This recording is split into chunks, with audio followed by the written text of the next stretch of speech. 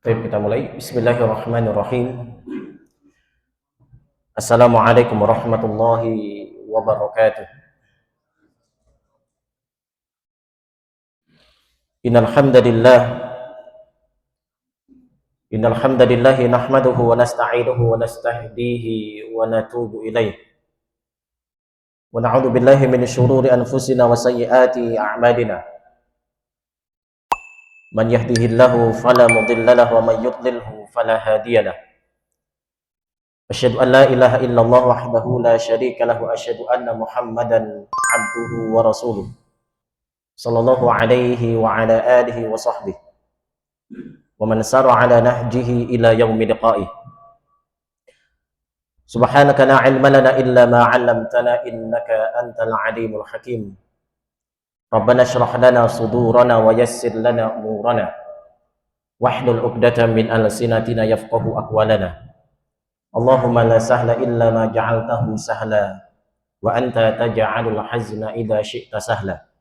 Sahilana umurana ya Rabb, ya Rabbal alamin.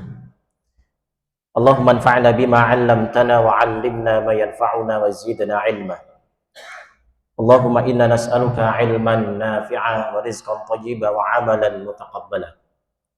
Allahumma inna na'udzubika min 'ilmin la yanfa' wa min qalbin la yakhsha' wa min du'ain la yustajabu laha. Allahumma inna nas'aluka fahman nabiyyin wa hifdzal mursalin wa malaikatal muqarrabin. Hasbunallah wa ni'mal wakil, ni'mal maula wa ni'man nasir, amma ba'du. Baik Bapak Ibu sekalian yang semoga dirahmati oleh Allah Tabaraka wa Ta'ala. Alhamdulillah di siang hari ini Allah pertemukan kita di majlis dan di tempat yang mulia ini. Kita bermohon dan bermunajat kepada Allah Tabaraka wa Ta'ala Rabbul Izzati wa Jalalah.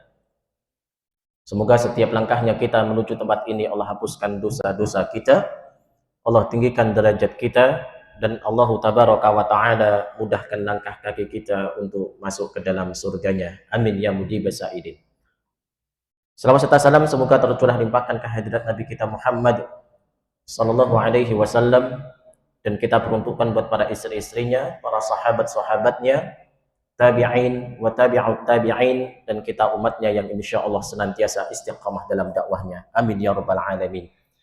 Baik Bapak Ibu sekalian, kita mulai kajian kita dengan membaca Al-Basmalah.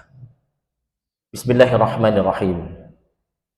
Baik, melanjutkan pembahasan kita pada pembahasan di pekan yang lalu, kaitan dengan takdir Allah Subhanahu wa Ta'ala. Yang takdir ini sudah Allah catat 50.000 tahun sebelum Allah Subhanahu wa Ta'ala menciptakan langit dan bumi. Yang kemudian hadis ini dicantumkan oleh Al-Imam An-Nawawi di dalam kitabnya Al-Arba'in An-Nawawiyah. Kira-kira Bapak Ibu, Al-Arba'in An-Nawawiyah itu isinya berapa hadis? Berapa hadis? Kan hadis Nabi itu kan banyak sebenarnya, kan gitu ya.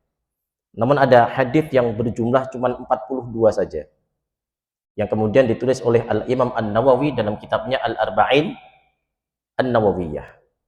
Ini menjadi tasdik buat kita bersama Bapak Ibu sekalian.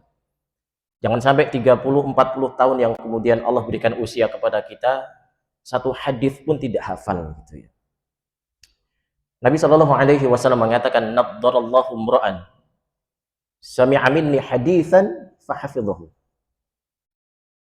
Nabi itu mau menjanjikan kepada kita Bapak Ibu sekalian, Allah Subhanahu wa Ta'ala itu nanti di akhiratnya itu akan memberikan cahaya yang luar biasa kepada orang-orang yang mereka mendengar hadis Nabi sallallahu alaihi wasallam fahafidhahu.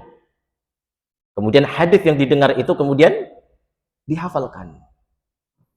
Jadi minimal Bapak Ibu sekalian, kalau kita punya usia 30, 40, kemudian nanti Allah takdirkan bisa 60, 70 seperti usia Nabi, kan gitu ya. Ya minimal ada 1, 2, 3 hadis yang kita hafalkan sebagai tanda cinta kita kepada Nabi sallallahu alaihi wasallam.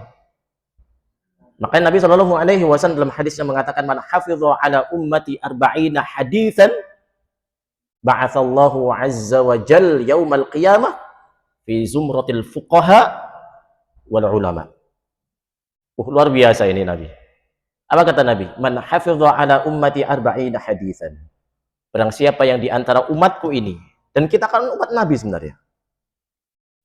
Apa kata Nabi? Dan di antara umatku ini yang mereka menghafalkan 40 hadis Nabi Shallallahu Alaihi Wasallam, maka Rasul kita Shallallahu Alaihi Wasallam menjanjikan ba'atsallahu azza wa jal yaumal qiyamah fi zumratil fuqaha wal ulama.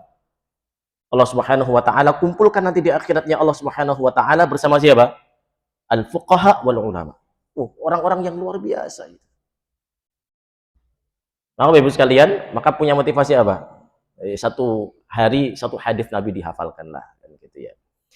Nah, dalam kitab Al-Arba'in An-Nawawiyah di situ yang ditulis oleh Al-Imam An-Nawawi berbicara tentang takdir Allah.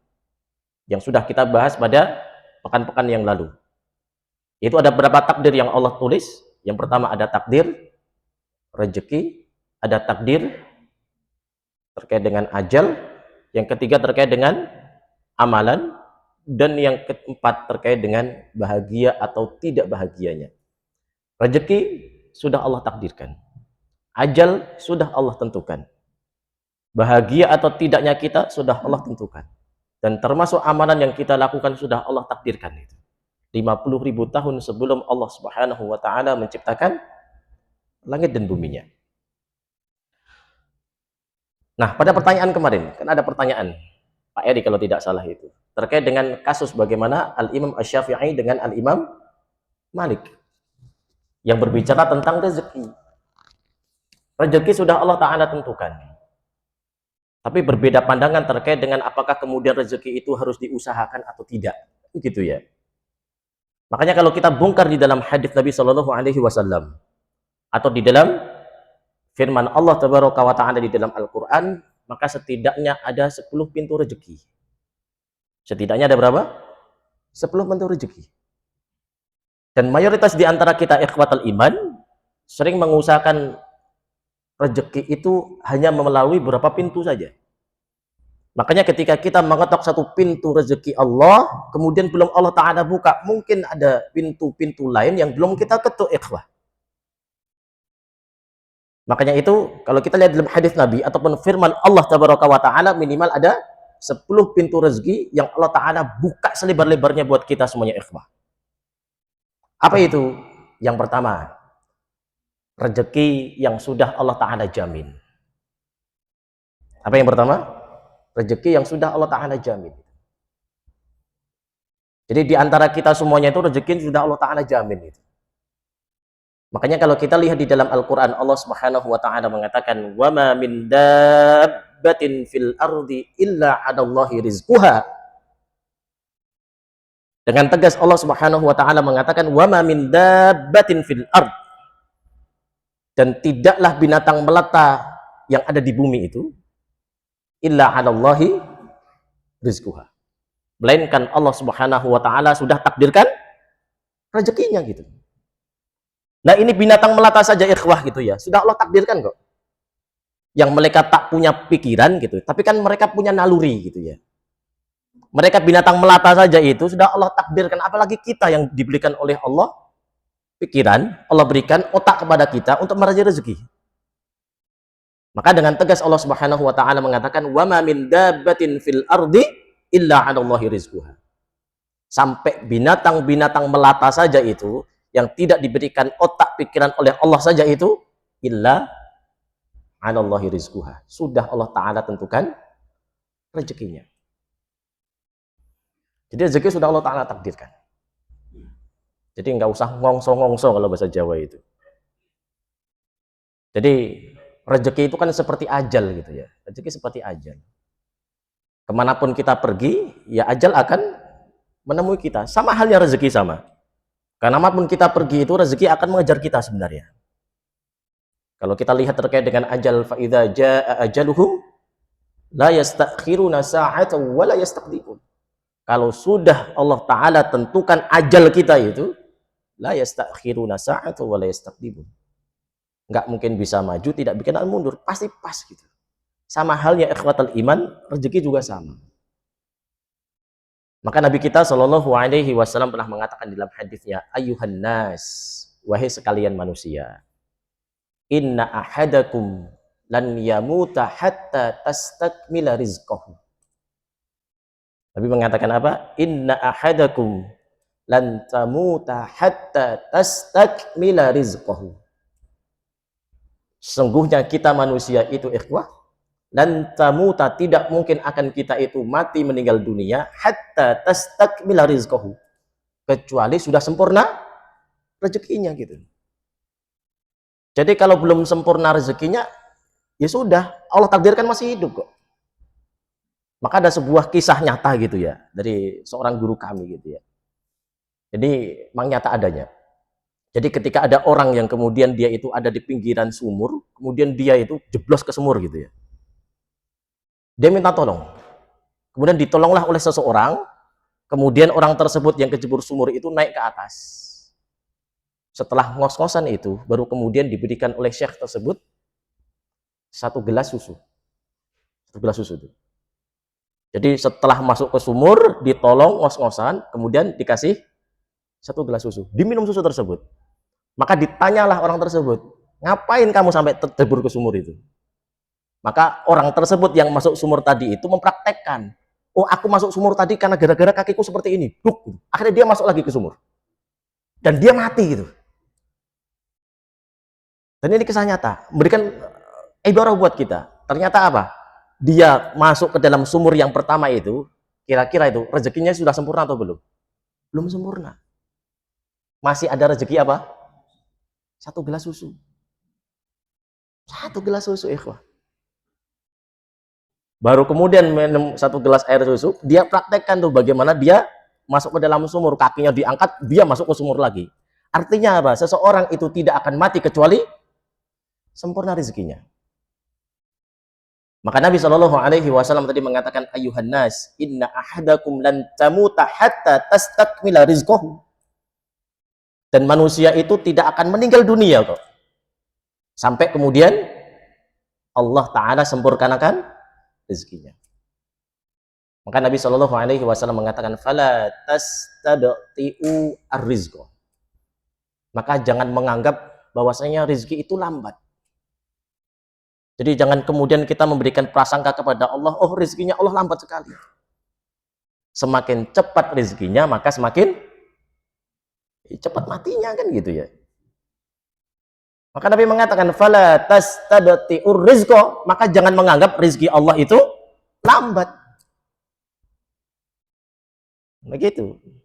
Jadi semakin cepat rezeki yang Allah Ta'ala berikan, berarti semakin cepat Allah Ta'ala matikan gitu. Karena rezekinya sudah habis. Sempurna rezekinya, Allah Ta'ala cabut pasti.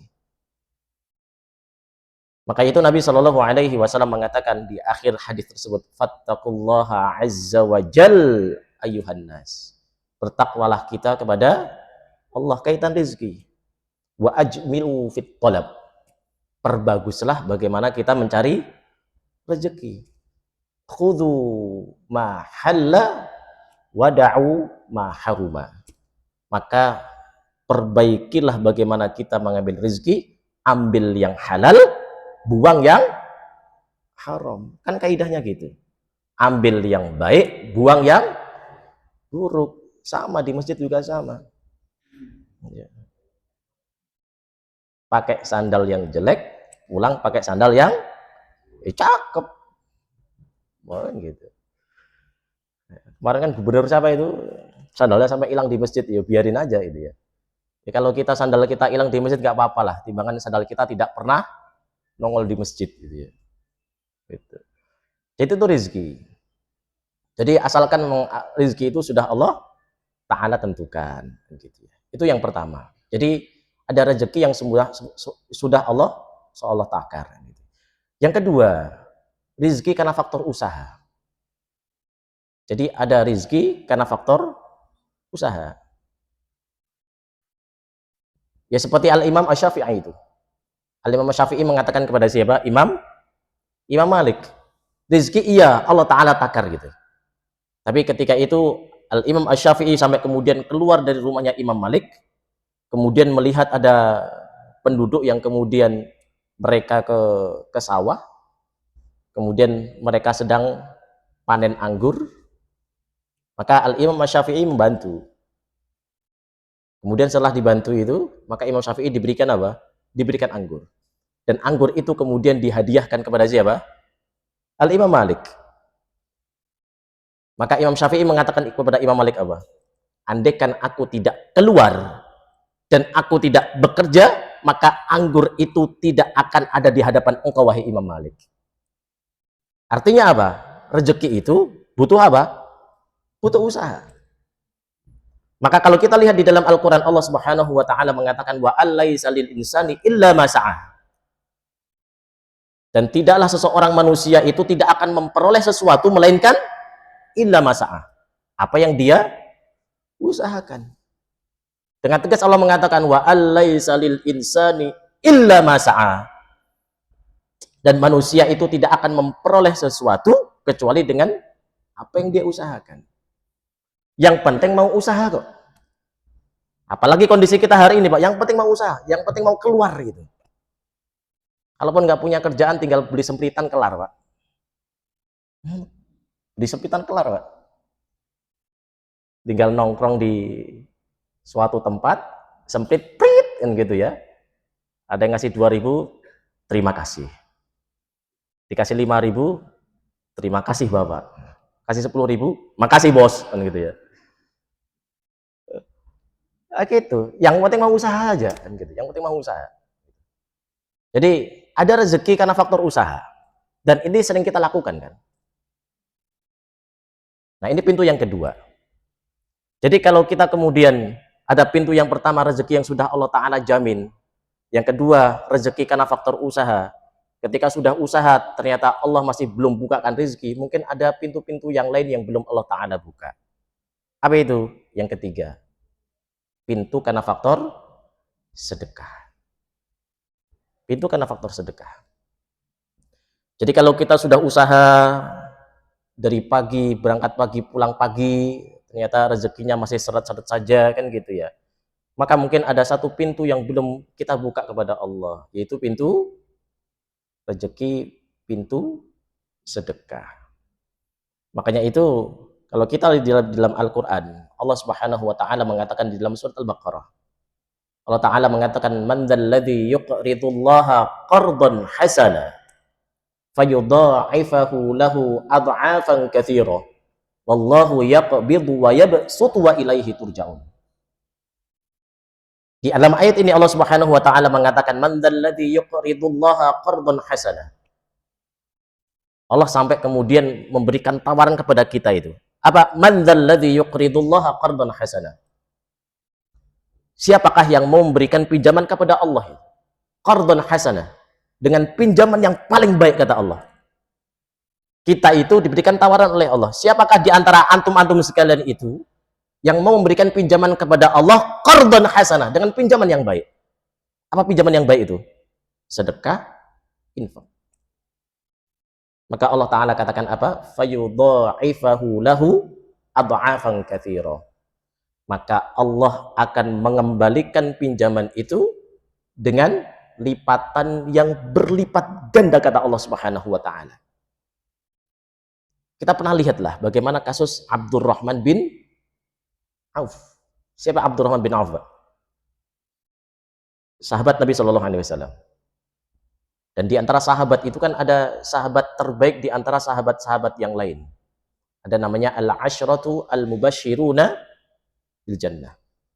Ada 10 sahabat yang sudah dijamin oleh Allah Subhanahu wa Ta'ala masuk ke dalam surga. Salah satunya siapa? Abdurrahman bin Auf. Tapi Abdurrahman bin Auf itu pernah mendengar bahwasanya Nabi Shallallahu Alaihi Wasallam mengatakan, aku melihat Abdurrahman bin Auf masuk surga dalam keadaan merangkak. Karena faktor apa, Pak? Banyak hartanya. Sampai merangkak itu. Karena konsep harta itu adalah konsep apa, Pak? Kepemilikan kan. Jadi ada namanya harta, ada namanya rezeki. Dua hal yang sebenarnya berbeda. Tidak semua harta kita itu rezeki kita. Karena konsep rezeki itu adalah konsep kebermanfaatan. Maka Allah Ta'ala itu akan memberikan kepada kita rezeki sesuai dengan manfaat kita. Kalau kita butuh, ya Allah berikan pasti. Kalau memang Allah belum takdirkan kita itu diberikan apa yang kita minta, berarti memang Allah tahu bahwasanya kita belum belum butuh. Makanya kalau bapak ini dan ibu sekalian sering doa sama Allah setiap sholat, setiap melihat ada pajero disolawatin, ya Allah pajero pajero pajero pajero pajero kan gitu ya. Kok gak terkabul-kabul? Oh bisa jadi memang kita sedang tidak butuh. Allah tuh tahu kita nggak butuh. Dan berat pajero berapa pak? Pajaknya pak setahun pak? Larang tenan ya. Yaris kue 3 juta ya. Kalau pajero gitu. Maka kalau udah ya Allah pajero gitu, nggak dapat juga. Emang bisa jadi memang kita sedang tidak butuh. Allah tahu kita nggak butuh. Karena konsep rezeki adalah konsep kebermanfaatan. Apa yang bermanfaat buat kita Allah kasih pasti. Sementara harta konsepnya adalah kepemilikan. Dan setiap seseorang yang siap memiliki maka siap bertanggung jawab. Tidak siap bertanggung jawab, ya nggak usah memiliki. Kan gitu konsepnya ya. Maka hati-hati. Jangan mau memiliki tapi nggak mau tanggung jawab. Maunya nikah 4 kali tapi nggak tanggung jawab. Nggak bisa pak. Segala sesuatu yang kita miliki konsepnya adalah pasti dimintai bertanggung jawab kamu. Kullukum ra'in wa kullukum mas'ulun an ra'iyatih, kan gitu ya kan konsepnya. Gitu ya. Jadi konsep harta itu adalah konsep kepemilikan. Siap memiliki maka siap bertanggung jawab. Tidak siap memiliki maka tidak usah bertanggung jawab. Makanya berbahagialah kita pak kalau tidak memiliki. Bahagia pak. Nggak punya ini bahagia. Kenapa? Tidak akan dimintai pertanggungjawaban oleh Allah. Jadi santai saja masalah rezeki. Jadi harta itu kepemilikan, gitu ya. Nah itu makanya ada pintu yang kemudian kita harus ketuk. Pintu apa itu pak? Pintu sedekah. Pintu sedekah. Bisa jadi usaha macam-macam kita lakukan, belum Allah Ta'ala buka rezekinya. Oh mungkin ada pintu yang belum kita buka. Itu apa? Itu sedekah. Ya tadi loh, Abdurrahman bin Auf tadi loh. Abdurrahman bin Auf itu salah satu di antara para sahabat yang al-asyratu al-mubashshiruna bil jannah, 10 sahabat yang sudah dipastikan masuk surga. Dan dia pernah mendengar bahwasanya Nabi mengatakan Abdurrahman bin Auf masuk surga dalam keadaan merangkak. Saking apa, Pak? Banyaknya harta. Maka hati-hati kepada kita. Semakin banyak harta, maka semakin lama pertanyaan di hadapan Allah. Kan gitu. Proses di hadapan Allah lama, kan gitu ya. Nah, sampai Abdurrahman bin Auf saja masuk surga, sudah pasti masuk surga, tapi masuk surganya dalam keadaan merangkak. Maka apa yang dilakukan oleh Abdurrahman bin Auf dengan hartanya itu? Ketika Abdurrahman bin Auf selesai pulang dari perang Tabuk, maka melihat kondisi kebun-kebun kurma para sahabat dalam kondisi busuk.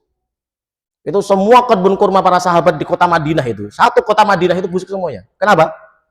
Karena seluruh sahabat yang tidak ada uzur maka diperintahkan oleh Nabi Shallallahu Alaihi Wasallam berangkat perang Tabuk. Lo mau berangkat perang Tabuk itu kondisinya sedang mau panen. Kalau panen raya itu asumsinya Pak, itu kebun kurma itu bisa untuk makan 1 tahun lebih. Tapi diperintahkan oleh Nabi untuk apa? Untuk berangkat. Maka pas pulang seluruh kebun kurma para sahabat dalam kondisi busuk. Maka melihat itu Abdurrahman bin Auf, maka dipanggillah seluruh sahabat yang kondisinya kebun kurmanya busuk, dibelilah dengan harga normal. Maka habis-habisan itu Abdurrahman bin Auf. Tapi luar biasa ya, setelah itu ada utusan dari Yaman, yang kondisi zaman ketika itu dalam keadaan wabah penyakit.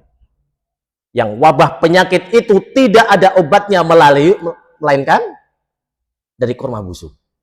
Maka datanglah utusan Yaman dari jauh-jauh dari Yaman ke kota Madinah.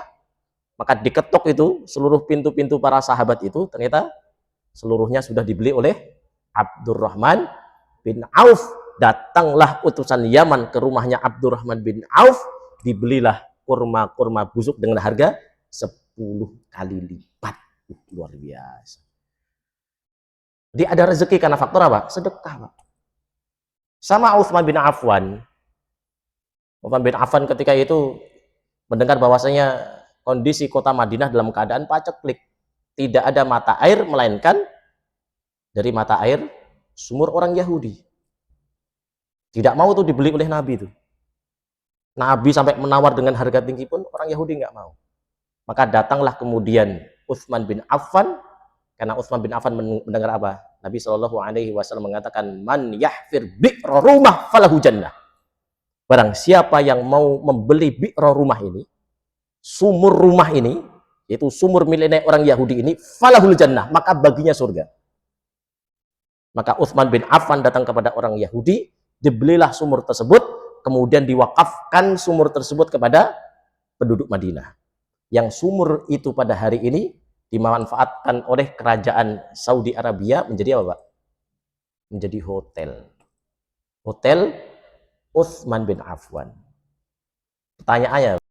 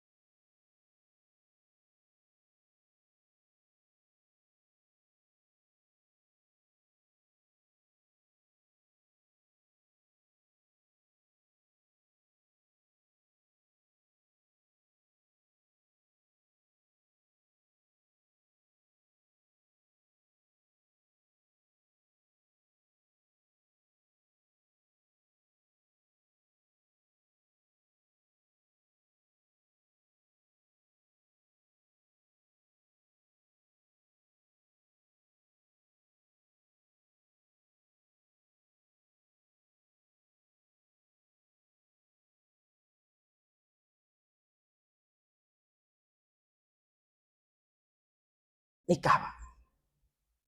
Iltamisul ghina fin nikah. Ini yang ngomong siapa, Pak? Abdullah bin Mas'ud. Sampai kalimat ini dicantumkan oleh Al-Imam Ibnu Katsir dalam kitab tafsir ini, Tafsir Al-Qur'anil Azim itu. Tafsir Ibnu Katsir. Nanti di surat An-Nur, wa ankihul ayyama minkum wasolihina min ibadikum wa imaikum iyakunu fuqara yughnihimullahu min fadli. Kalau kondisinya sedang miskin, Allah kayakan itu. Maka Abdullah bin Mas'ud mengatakan apa? Iltamisul ghina fin nikah. Carilah kekayaan dengan menikah. Ayo, nikah, Pak.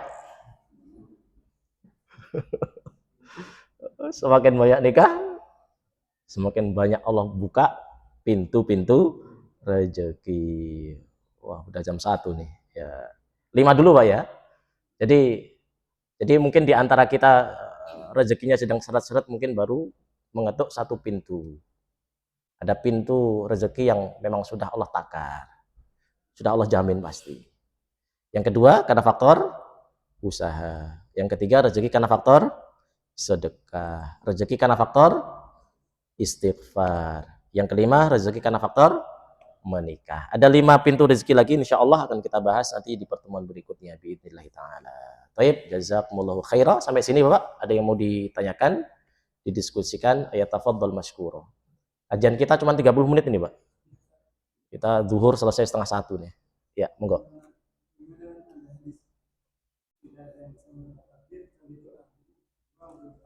Ya, itu pertanyaan di pertemuan sebelumnya, kelihatannya Bapak nggak nongol nih. Tumben nggak ada gitu ya. Padahal ketika itu saya butuh infokus. Ya, jadi rezeki takdir itu ada 2, Pak. Ada takdir yang itu ada di tangan Allah, yang sudah Allah tulis di mana? Lauhul Mahfuz.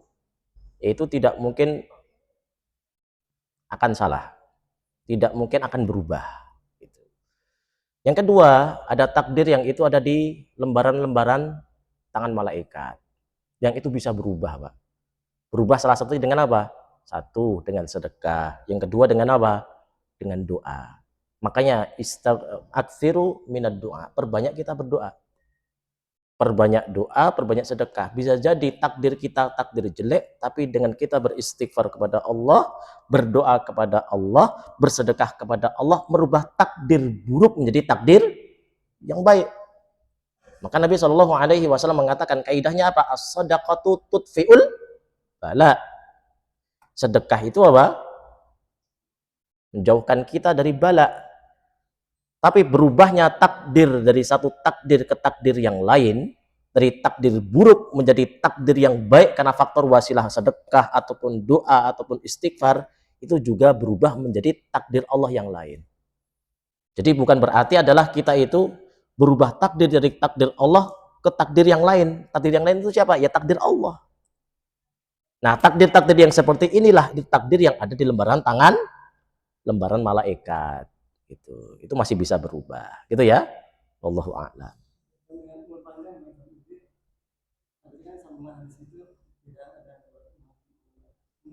Ya, itu nanti akan kita bahas di pertemuan besok. Kan kita baru 5 ini, masih tersisa 5. Salah satunya nanti adalah kaitan silaturahim. Maka dalam hadis sahih Nabi SAW mengatakan, man ahabba ayyub satalahu fi rizqi wa ayyun sa'alahu fi athari falyasil rahimah. Dengan kita sering silaturahim itu Allah berikan 2 kepastian itu. Apa? Man ahabba ayyub satalahu fi rizqi. Barang siapa yang ingin Allah itu luaskan rezekinya. Mungkin kondisi kita sedang sempit rezeki, tapi kalau kita pengen Allah Ta'ala luaskan rezekinya, wa ayun sa'alahu fi athari. Dan Allah tunda ajalnya. Tunda ajalnya itu maksudnya apa sih? Allah panjangkan usianya, fal yasil rahimah. Banyak silaturahim. Makanya kalau pas lebaran, anak-anak amplopnya banyak kan ya? Banyak, Pak. Kenapa? Sering-sering silaturahim. Maka semakin banyak silaturahim, semakin tebal amplopnya, Pak. Nyata kan? Artinya lebaran, anak-anak dapat dari mana duit itu? Enggak punya usaha apa-apa, kerja juga enggak. Tapi karena faktor apa? Silaturahim, amplopnya tebel-tebel. Iya, anaknya tebel-tebel, kita bapaknya. Nipis semua ya ini. Itu Pak ya. Itu nanti akan kita bahas insya Allah di pertemuan berikutnya insya Allah. Ya, ada lagi yang mau nanya? Baik, jazakumullah khaira. Ketemu lagi insyaallah di pertemuan berikutnya biidznillah taala. Jazakumullah khaira. Nakhatim bi qiraati kafaratil majlis. Subhanakallahumma wa bihamdik asyhadu an la ilaha illa anta astaghfiruka wa atubu ilaik. Ila liqa ma'as salamah. Assalamualaikum warahmatullahi wabarakatuh.